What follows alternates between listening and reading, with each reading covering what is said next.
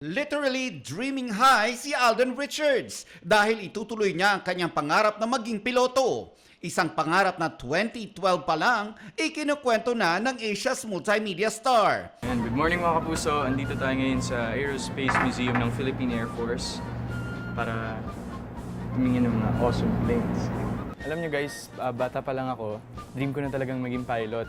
Alam nyo guys, kung di ako artista pala, papalipad ako ng planes.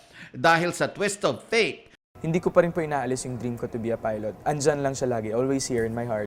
nagbago man ang landas ni Alden, nag-artista, sumikat, naging negosyante, at ang sinabi niya 12 years ago, One of these days, kapag nagkaroon ako ng chance, talagang kukuha ako ng flying lessons. binalikan niya this 2025 ang kanyang pangarap.